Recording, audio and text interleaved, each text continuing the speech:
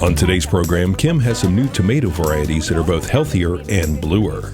Extension Wildlife Specialist Dwayne Elmore joins us for an update on the progress of our prairie restoration. Barbara Brown cooks clafouti, and we plant our lotus bed.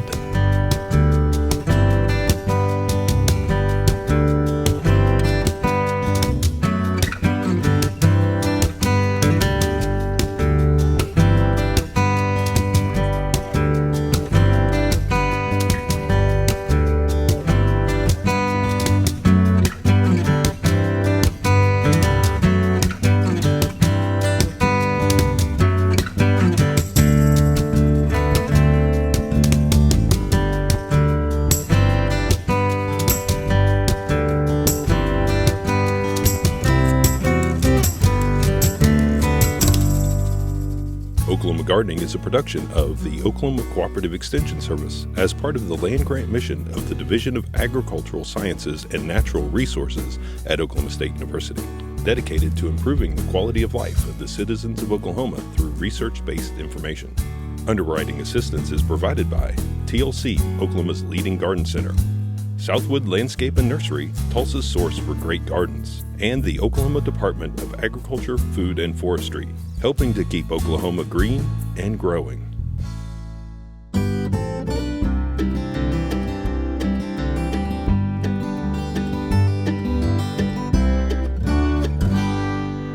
Fairly new to the tomato world is the Indigo series of tomatoes that were developed by Oregon State University's breeding program. And this series has been selected for high antioxidant levels, and the tomatoes get that through anthocyanin. Anthocyanin is also what happens to give these tomatoes their purple color, fairly unique among the world of tomatoes. Anthocyanins and antioxidants are reported to have very good health benefits, especially in fighting disease. So vegetables with, and also fruits with that anthocyanin has been highly sought after, and in the tomato world especially, because this is one of the top 5 fruits consumed in our country. Now this variety is called Indigo Rose. It produces 1 to 2 inch fruits, somewhat small. The fruits will have this purple coloration anywhere that the sun hits them, but fruits that are shaded below the leaf canopy are going to remain green until they ripen. And ripening has been a trick for us. Because of the purple color, we didn't have the usual cues as it shifts from green to red to tell us that they're ripe. So we had harvested a few immature tomatoes that didn't taste too good. Just like any other tomato, they need to fully mature to develop their sugar content and their best flavor. So when we still see green on the bottom, that's not a ripe tomato. What we want to do is wait for the bottoms to get more of the orangey, rosy color that we see on our normal tomatoes. And as that happens, you could see this purple color is not so vibrant anymore. It turns to more of a brownish purple. That's a good ripe tomato. It also is a little bit softer than the unripe ones. In addition to Indigo Rose, we've also grown Indigo Blueberries in our garden, and that variety produces clusters of cherry tomatoes, so a bit smaller, but also very flavorful. So once we've perfected our harvesting techniques, we found that this variety is still very flavorful. The anthocyanin has no impact on flavor whatsoever. And we've also found it to be a very good producer in the garden. Now we do see some disease, and we've had that on every tomato we've grown this year thanks to the high humidity and rainfall, but we'll take that. These varieties are bred through traditional breeding. They're not GMOs, and they're all open pollinated. So you could collect seeds from this year's crop and grow those out next year.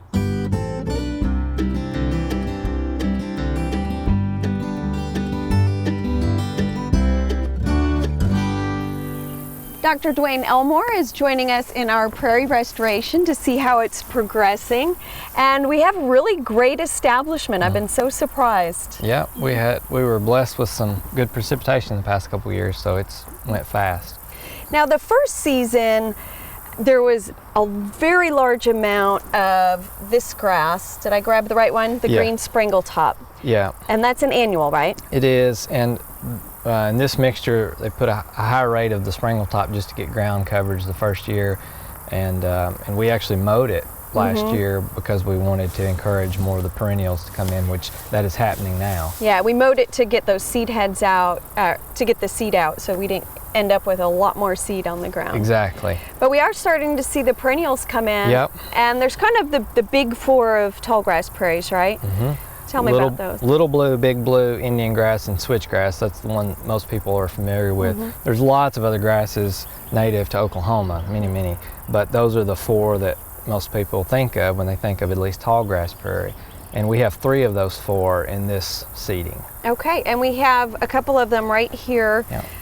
This is Indian grass. It is. And it has such a beautiful seed head. It's just getting started. Yeah, it's a really attractive plant, and it's a very late blooming grass. So August, September is when you start to see it, when a lot of the others have already produced seed for the year. Okay. Next to it is Big blue stem. Big blue stem, and I learned to identify this, that the seed head looks kind of like a turkey foot. Exactly. Yeah, and you know, there's some other grasses that somewhat look like that, but none are this large, robust plant. I mean, big blue can get, 7-8 feet here in Oklahoma. In a drought year, you won't see it get quite that large, but it's this is a pretty large plant considering it only germinated less than a year, or about a year ago. And if you look at the base, it's not that large yet in terms of its mass. Exactly. But this single plant can get to be 18, 24 inches. Absolutely. I mean, if it was in an irrigated setting, it could get 3 foot across, very large. And a lot of times, like a lot of these perennial grasses, the center would die out and you'll just have kind of a ring. But they can get quite large, which is an important fact when you think about what the seeding rate is when you're trying to reestablish a grassland like this. A lot of people tend to try to put too much grass out, and then you end up with just a stand with no bare ground for forbs. Right. So in the end, we might have to come in and thin a little bit. What's our goal in terms of the grass species? Well, we want a diversity. We don't want it to just be a monoculture of little blue or big blue. We want as many different plants as possible because these plants are actively growing at different times of the year. So, one of the beauties of a native grassland is, if you're going to try to bring that into the landscape, is low maintenance. So because of that, and these plants are shifting in and out of dominance, we want plants that are completing their life cycle early, mid, and late during the growing season, so that we constantly have green, actively growing plant material and different things that are blooming at different times of the year. Right. And this time of year, our grasses are really dominant in this prairie. Yeah. We've been keeping an eye on it. We had a lot of flowering plants in the spring and in the summer. You could see some remnants of the coreopsis and the primrose. Yeah. But we haven't yet seen a lot of the late summer and fall forbs. Yes. Some of the forbs that would be blooming now would be things like ironweed and goldenrod, snow on the mountain.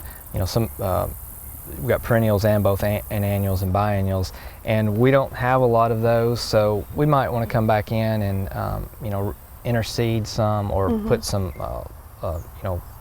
older plants in the mixture just to get some color throughout the entire season. And that's establishing a prairie is a really long-term process, so you need to pay attention to those, and you can tailor it to your own tastes that way by adding more color at different times of year. Yeah, and if you just like the texture and look of a grassland, this can be almost zero maintenance once it's established. I mean, no irrigation needs, no fertilization, no disturbance. But if you want the forbs, the showy blooming plants, particularly the annual and biennial blooming plants, then we're going to need to burn or disc or do something out here periodically to create that bare ground that those annuals really require to have a big bloom effect. So it just depends on the homeowner and what they want it to look like and how much effort they want to put in.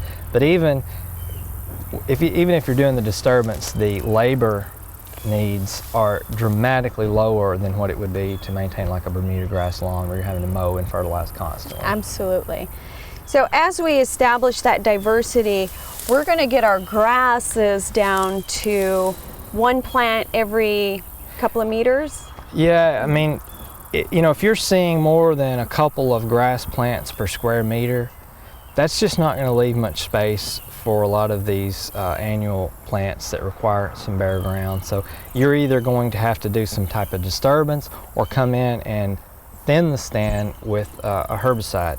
Okay. And you have to be careful about that, because you don't want, it's not an eradication, Right. So we're not going to use the rate that you would to just eliminate a stand. You're going to have to cut the rate or do spot applications or do something to try to, open up some gaps in the canopy of that grass.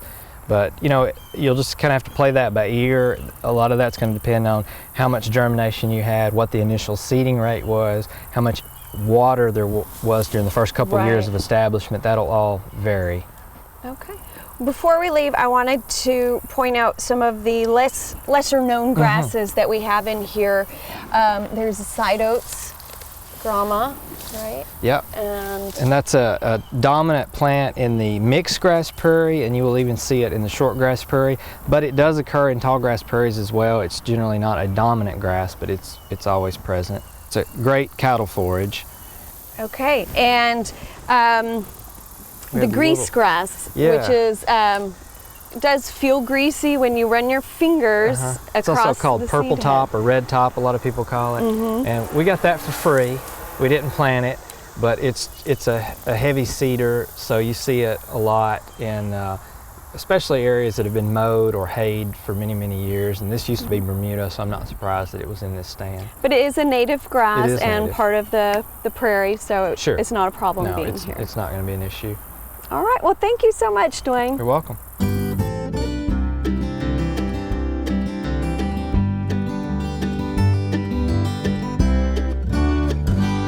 We've been working with a cover crop that is new to us this year in the gardens. This is Sunn Hemp, Crotalaria juncea, and it is an ideal cover crop for the hot, sunny south. We've tried it in a number of locations, and this plant actually can grow about 8 feet high. We've cut it back once this season, and this is our second sprout of growth. It's widely used because it is such a rapid grower. Over a fairly short season of about 8 weeks, it can grow and produce significant amounts of biomass that can then be incorporated or laid on the soil. It's also a legume, so it's fixing atmospheric nitrogen and making that available to plants. Of course, as a cover crop, it also provides the benefit of covering the soil during fallow periods to prevent erosion. Sunn Hemp originated in India, where it's used as forage, as a green manure, and also as a fiber. And it's gaining popularity because it produces well on sandy soils where a lot of other cover crops fail.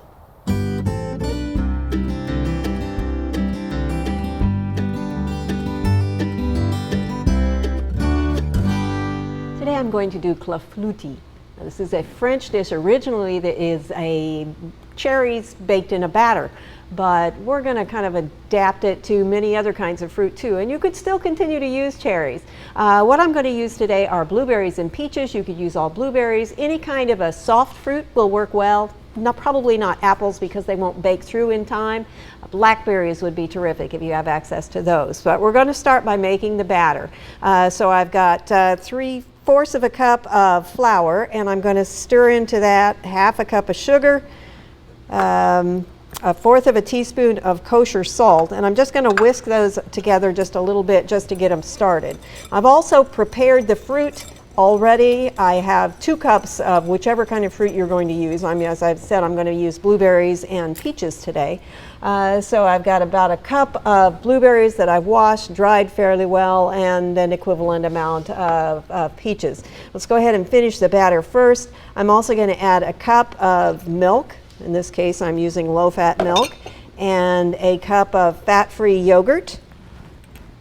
And this is plain yogurt. If I can untangle my utensils over here, I'll clean out that container a little bit. And then also I've got 3 large eggs and a teaspoon of vanilla. And that's just a clear vanilla extract. And then there go the eggs. And we're just going to whisk these together until they're nice and smooth. And once that happens, we're going to let them sit together for about 5 minutes before we proceed. And while you're waiting for that to happen, you can go ahead and preheat the oven to 375. Now today I'm using a glass pan, and whenever you bake in glass, you need to lower the oven temperature by 25 degrees. So I'm going to bake it at 350, but if you're using a metal pan, you'd continue to use 375. All right, next we're going to do the fruit. It's 2 cups of a soft fruit. So I'm using peaches. You might be using plums or nectarines or blackberries or whatever. Strawberries would probably be really good in here too. And you could use the traditional cherry. Just make sure you pit them as well, which takes a little bit more time, which is one of the reasons I rarely cook with them. Next step, we've got our batter. It's set for about 5 minutes. Remember, we're not looking to leaven this. It's not going to be a real light kind of batter. It's almost more like a custard with the eggs and the dairy product in here. So this is then going to go in the oven at 350 or 375, depending on what kind of pan you've got, for about 40 to 42 minutes until you touch the top of it and it doesn't feel moist any longer. It's got some structure to it. And when you're done, you can serve it either hot or room temperature, better than cold. Sprinkle a little bit of powdered sugar on it, stick a little bit of mint on the side, and you've got a really nice dessert that doesn't take very long either to cook or to prepare. I hope you'll try this one. It's called clafouti. For Oklahoma Gardening, I'm Barbara Brown.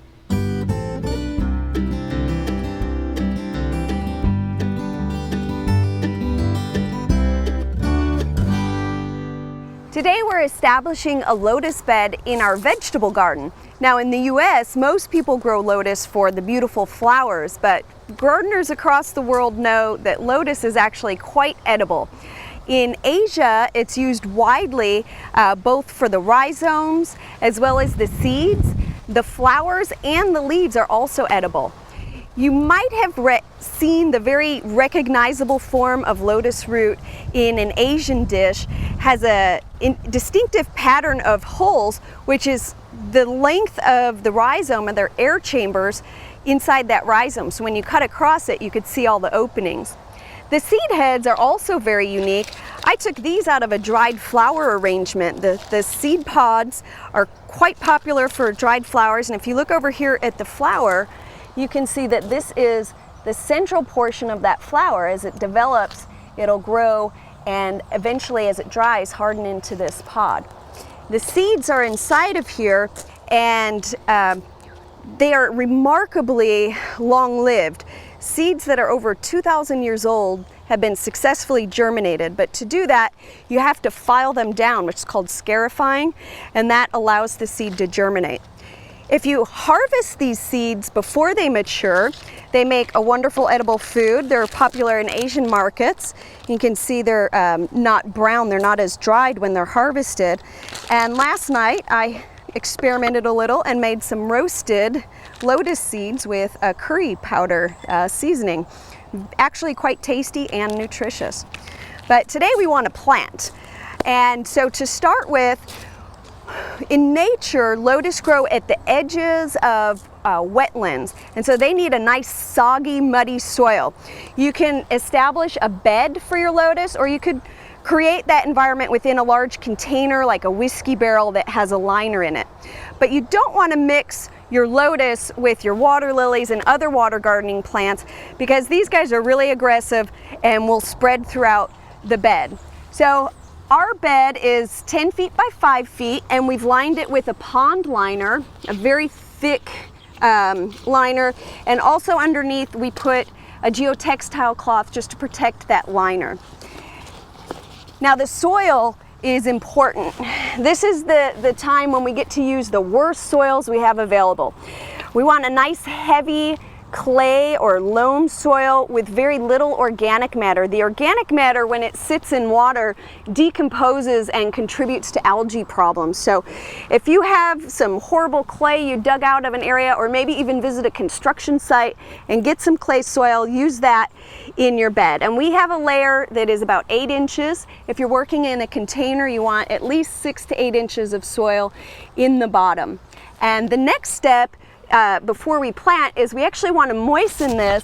We're going to plant right into some wet soil. So we don't want to fill the pond yet, but we want to put enough water that we have some mud in here to work with. So our soil is fairly muddy. You can see I'm digging in with my feet. What I want to do is dig some trenches where I'm going to lay the rhizomes into the soil, and we don't really need to put them very deep. It's interesting, there are several ways you could plant lotus. The most common way is to order rhizomes in the dormant state, and they're typically shipped in the early spring up through about April, at which point they start to break dormancy and they're no longer shipped because they're fairly fragile. I talked about starting from seed, which is another option. Less often you can start with plants like we have here. And this plant doesn't actually have a thick developed rhizome on it. It's been removed. But I want to be very careful with it and just gently spread it out. You can see how there's a number of little plantlets with roots, and I want to just set those very shallow in my trench. And I tried to design this. These plants spread very rapidly, so I'm laying these out in a way that they can spread and fill out this bed before too long. Now, looking at the end, the very end, this is the growing point of the plant right here. We don't want that to be under the soil. We want to make sure that's above the soil. So I'm going to put that at the very end, and actually I want to turn it a little.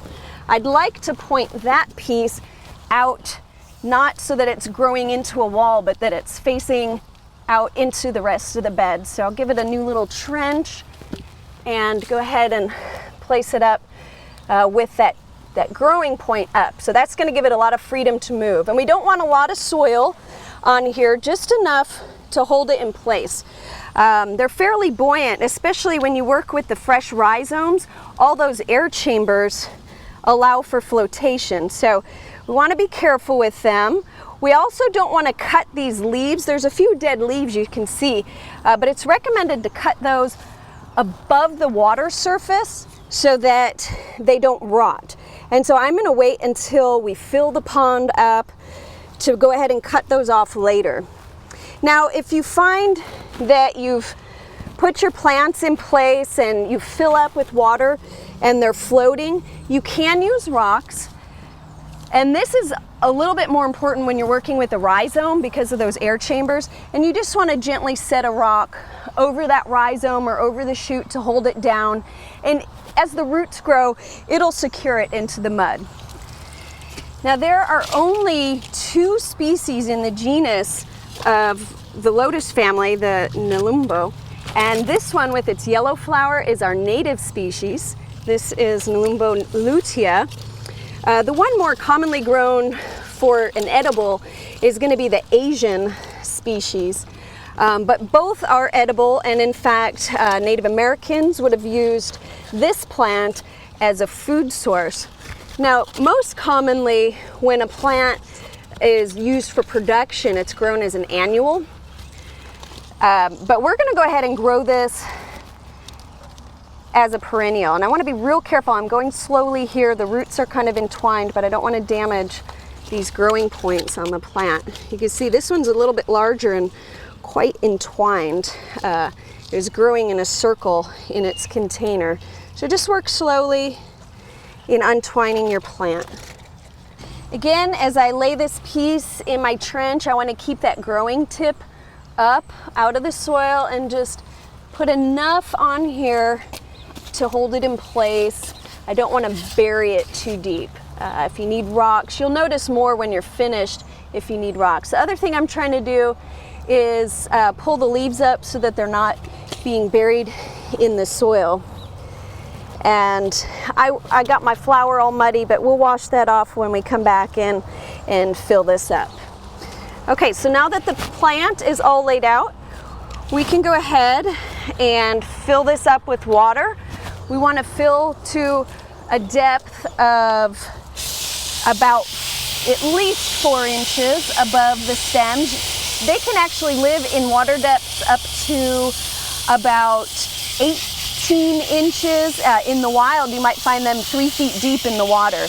But in the landscape, 8 to 12 inches is probably an ideal depth. I'm also going to do a little bit of rinsing. Lotus leaves wash pretty well. They're designed to keep the water off. And as it fills, I'll come in and lift these up above the water. At this time, we don't want to put any fertilizers on the plant, but they will be heavy feeders as they grow.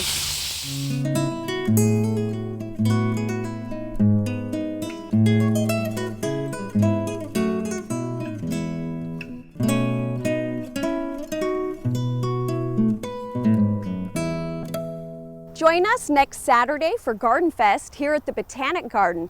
We'll have a day full of educational demonstrations, children's activities, music, vendors, and of course the Oklahoma Gardening staff will be on hand to visit with you. That's Saturday, September 20th from 10 a.m. until 4 p.m.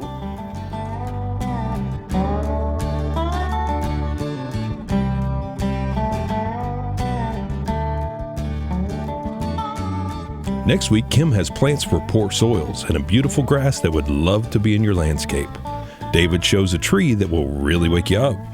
Dwayne Elmore has a way to keep the woodpeckers from damaging your wood siding. And Barbara Brown prepares a kale salad. Join us then for more TV you'll grow to love.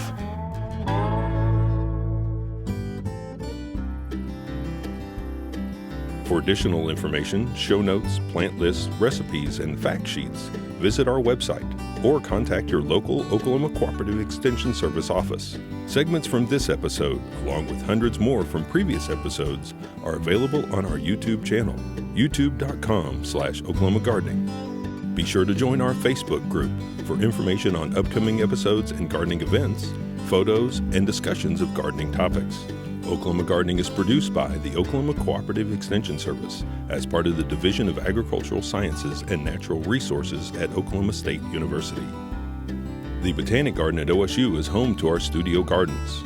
This outdoor television studio is made possible with the help of our generous underwriters, TLC Garden Centers, Southwood Landscape and Nursery, and the Oklahoma Department of Agriculture, Food, and Forestry. Additional support is provided by Pond Pro Shops, Greenleaf Nursery and the Garden Debut Plants, and the Oklahoma Horticultural Society.